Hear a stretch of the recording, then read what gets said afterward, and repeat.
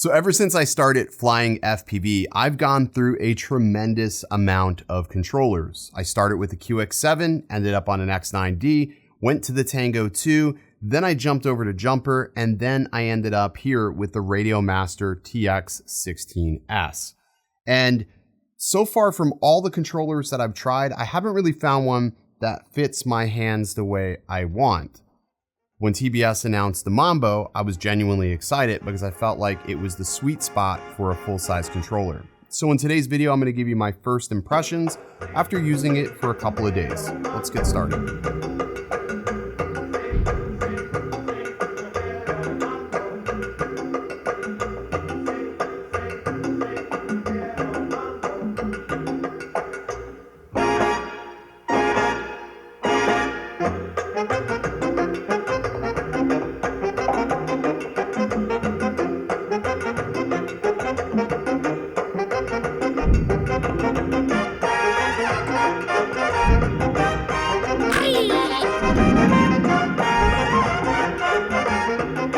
What's good, everybody? Ken here. You're watching OriginaldoBo. Today, we're taking a look at this. This is the TBS Mambo.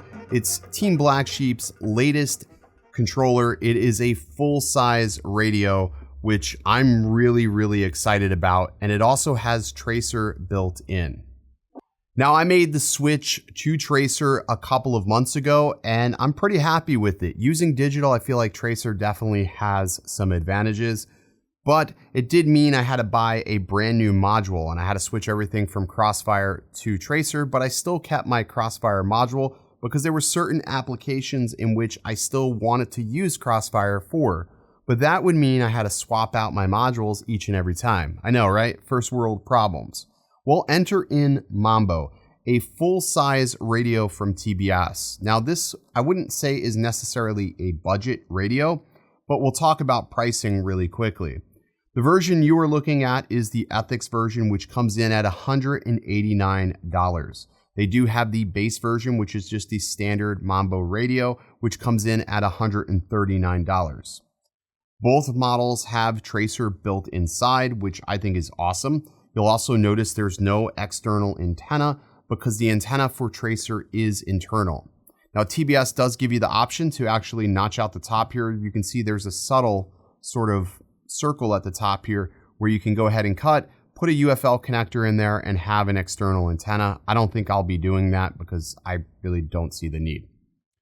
Up on the front face of this, the Ethix version is a gray plastic. On the standard version, it will be black. You'll also notice this says Ethix, while the black version, the TBS version, is Mambo up top here. You do have a set of switches on the top. You have 1, 2, 3, 4 switches. You also have a momentary switch and then a single position switch here on the left-hand side. All of these switches up top here are 3-position switches, which I think is pretty great. Full-size Hall gimbals, which I've been waiting for. I think these gimbals feel really solid. They do give you additional springs if you don't like the tension of the sticks straight out of the gate. But for me, I feel like the tension is actually perfect compared to what I was using on my TX16.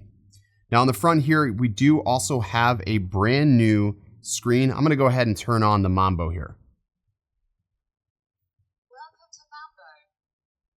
Throttle warning. Switch warning. Now this does use Freedom TX, but they are going to be updating this to OpenTX later. They just couldn't provide any sort of date as to when that's actually going to be happening. Now the pixels on this display are rather quite large and they look really nice. The screen's actually really legible in the sunlight, which I think is great. I was really used to that small tiny screen on the Tango 2, so to have something like this is really solid. I think this is great. Now the buttons are made out of plastic and they're plenty tactile. The scroll wheel is plastic and I think is pretty much the cheapest part of this actual RC is just this little scroll wheel here. I think they could have did a better job, but it gets the job done. It feels good. It doesn't feel really mushy. So you can't really complain too much about it. My biggest gripe about this whole thing is where the power button's located. It should have been on the Team Black Sheep logo, but they put it here. And it's actually rather stiff to turn it on and off. Sometimes I thought I would turn this RC off and it was still on. So You just got to be mindful of that, but just know that this is a little bit stiff. It's my least favorite thing about this controller. If we dive into the menu system by long press in menu, we can get into Betaflight setup, or we can get into our Lua script for TBS Agent Lite. If we click on that, loads up really quickly, and we can get into our tracer configurations. And if we go into tracer, you can either set failsafe bind or go to your general options. So if we go into general options, that's where you can change your power settings. On a standard external module, it was known as ludicrous mode, and they weren't actually advertising how many watts or milliwatts it was putting out. But I have mine set to the maximum power, but you can again adjust that power just by clicking on it, and you can either do 25, 100, or 1 watt. Yesterday, as I was flying, I had it set to 100 milliwatts, and that was more than enough for where I was flying. So no problems there whatsoever. Binding, I did have some minor issues with binding. It did want to go ahead and do an update for whatever reason. I went ahead and let each of my tracer receivers do the update, and after that, it would sort of get stuck in this binding mode.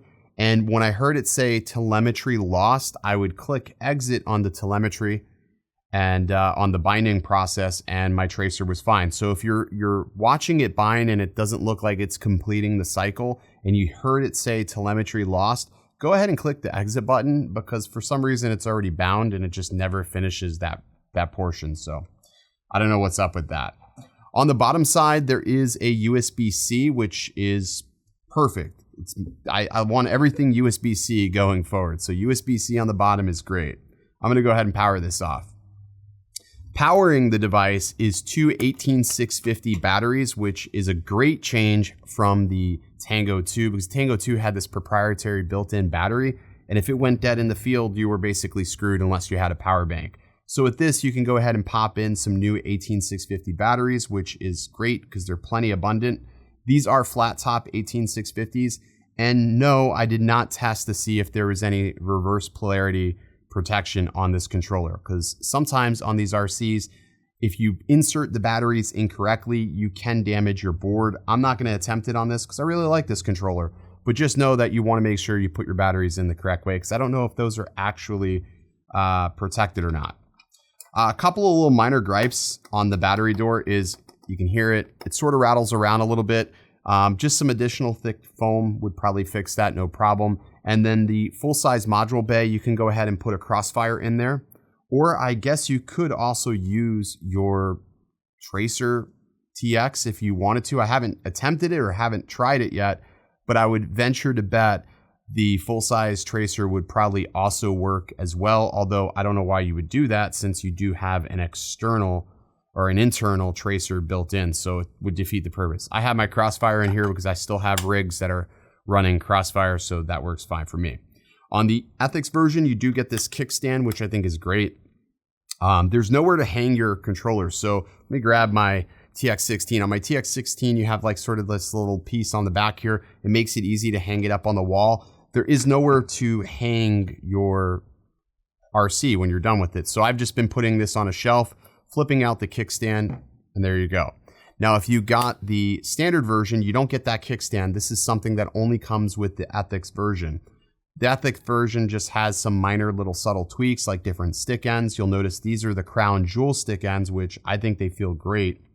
They also come with caps for each of the switches. And then, of course, the dials up here has send to 11 on the right-hand side. So just some minor subtle tweaks, and then, of course, the color.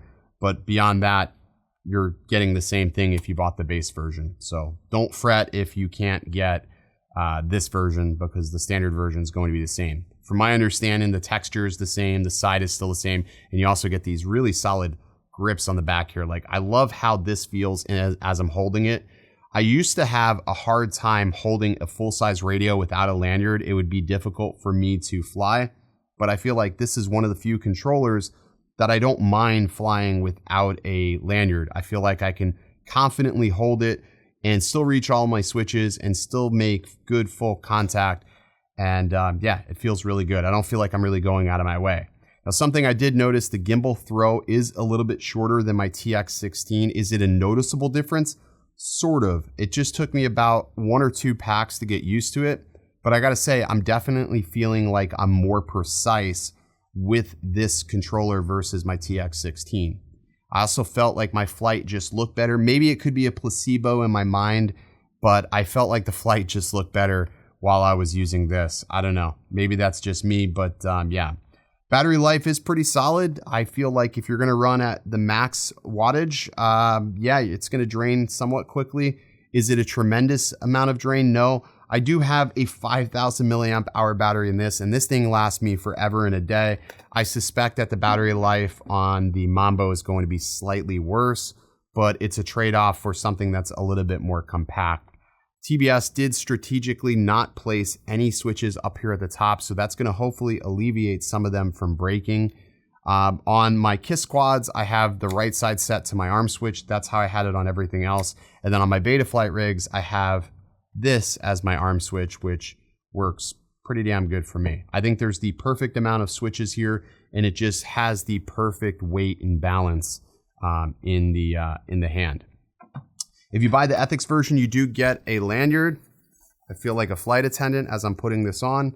Please fasten your seatbelts and keep your tray tables in the upright stowed position. Yeah, so you get a lanyard, which I've always felt like the Ethix lanyard is probably one of the more comfortable ones. I wish it did have a spot here where it can, a quick release, but that's just some minor gripes. I'm a bitchy person. What am I going to say? All right, let me go ahead and throw up some test footage, me flying, so you can actually see this in my hands, so you can sort of get an understanding of if this is right for you. I am a pincher, so if you're not a pincher, then you may not be down for this, but here's some footage.